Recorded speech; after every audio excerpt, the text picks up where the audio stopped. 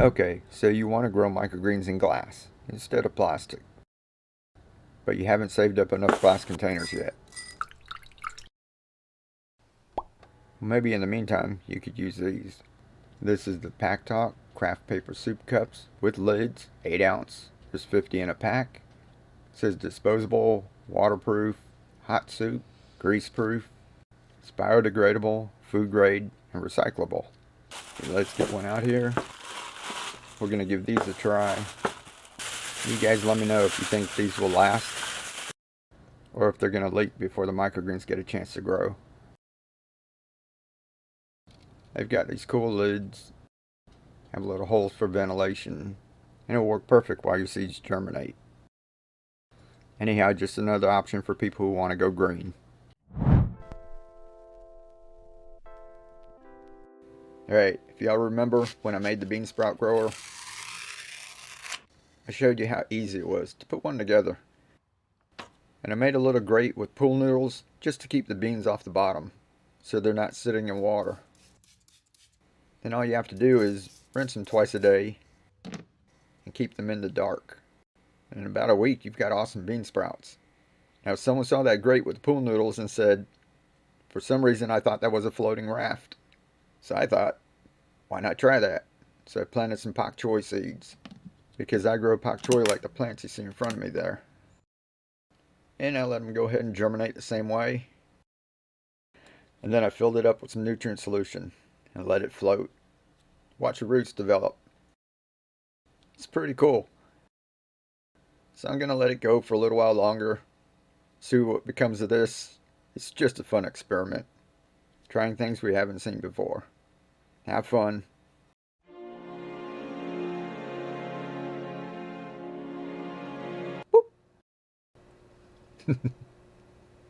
Alright, if you're already doing hydroponics and you saw the video where I destroyed my downspouts, once again, that's for me, challenging myself to help other people. People who might see differently than me. But if you're already saving your takeout containers and milk jugs and growing in them, don't throw them out and stop growing. I'm just starting this journey, and I don't have the answers yet. I may never have the answers. It's about trying to figure out the answers instead of just giving in to, oh, that's the only way you can do it. See, we all don't see eye to eye out there. And I'm not saying who's right and who's wrong. We all need to make our own decisions. And this isn't this or that. It can be this and that. And we can all be happy.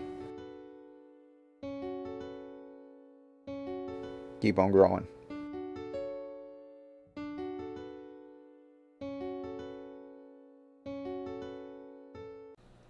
I don't care what anyone says. This basil is cute as can be. I love it growing on the clay pebbles. Kind of looks like moss growing on rocks. And the little tiny seeds that didn't germinate yet make little tiny blue dots.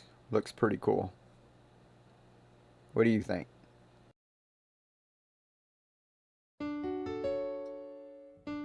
This is not a grow room. Not really. And it's not a grow tent. It's just a tiny corner of my washroom. I wanted to show you, if you learn the easy basics of growing microgreens and the cracky method of hydroponics, you can take any small corner of your house and grow loads of food in it over and over again. The space I used was only 6 feet long, and it comes out about 20 inches from the wall. I stapled up emergency mylar blankets on the wall, hung a few grow lights, and a small fan. We even made an awesome germination area. That's where the seeds could sprout and replace the plants we harvest and continue the cycle all over again. Now imagine if you have a bigger space, what you could do. Some people say you're awesome, and I think not really. They say, but you're teaching people to repurpose and to reuse things, and save the landfills. And that got me thinking, am I really saving anything? Everything that we use eventually breaks down. Some to the point that we can't use them anymore. And then where does it go? And if I keep collecting, I'll be up to my neck in milk jugs and ramen trays. And then what? Am I going to pass it on to my kids? So really all I'm doing is postponing the inevitable. So should we give up? No, I think it's awesome if you reuse your containers. That's the best we can do right now. And that's why I'm doing all of this. It's the bigger picture. And even though this little guy is cute, we got to look for other options if we want to keep on growing.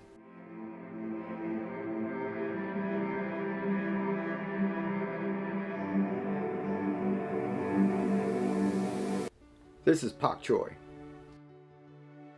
It goes great in stir fries, soups, salads, all kinds of stuff. And besides just eating them as a tiny microgreen, I like to grow them out bigger. Now some people have trouble moving the little sprouts, so pak choi you can grow to a larger size, which makes it perfect for this. It's got a nice thick stem, it's really sturdy, and it's easy to put into a pool noodle or cloning collar and put it into your larger cracky container. In a few weeks you'll have loads of pak choi. We planted a lot more microgreen seeds to give you more options. I mean, what if you don't like pak choi as much as me? Not everyone does. So we're going to try some other stuff. We also showed you we're testing some other containers, like these cardboard soup cups and these compostable plastic cups. So we're starting with upland cress, very nutritious. Cilantro, so we can make our salsa. Clover, I've never tried clover microgreens. And basil for our pesto and spring rolls. Spicy radish. We've also got a rainbow purple radish for pop of color. You know we've got to have our dino kale. And someone suggested broccoli rabe. So we're going to try it. More color with the red garnet amaranth. And flavorful arugula.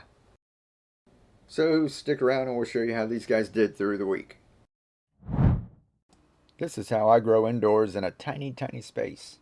For one thing, you're going to want to get microgreens in the mix.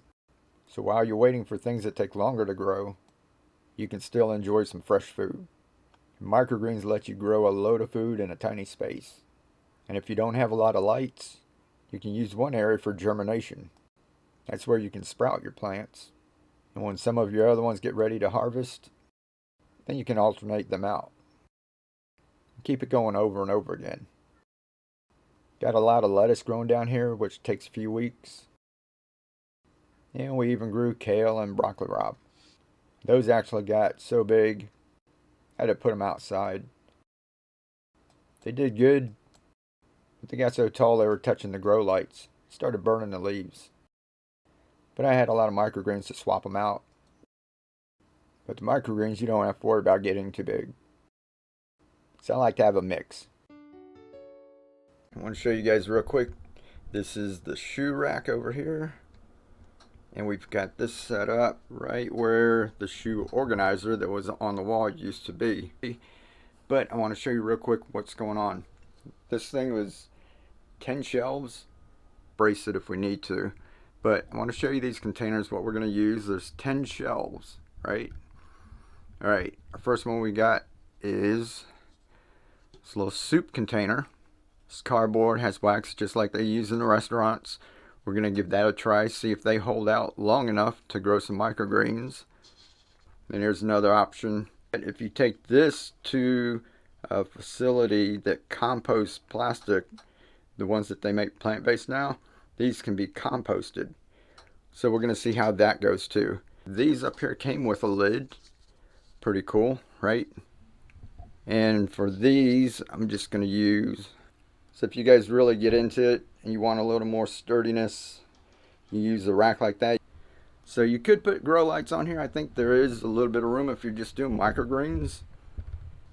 Anyhow, let's get that set up. Alright, let's check our microgreens and see if they germinated.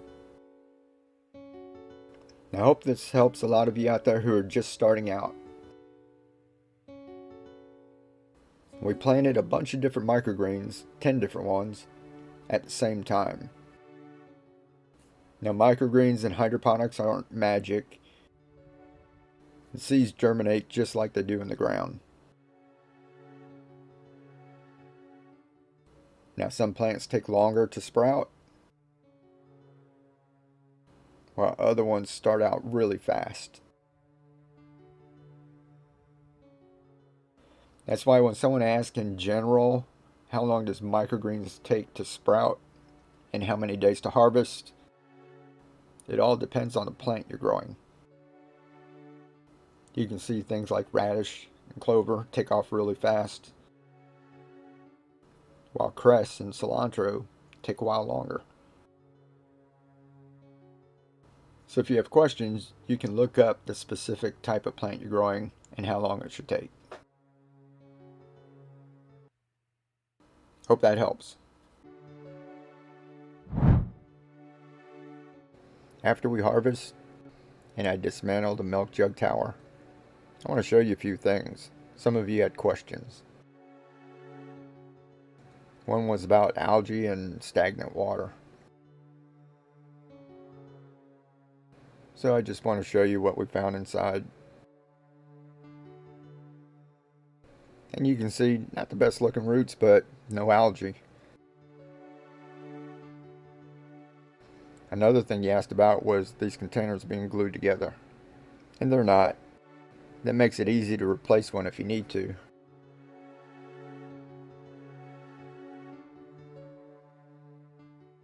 Now the jugs are a little dirty. I've been using them for years. But the water's still clear.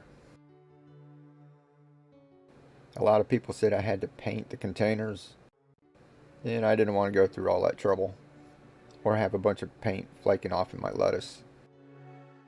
I got a little bit of algae right here, but inside the reservoir everything was clear. Alrighty, go grow something. Hey friends, remember when we grew the plants in the takeout container with the clay pebbles?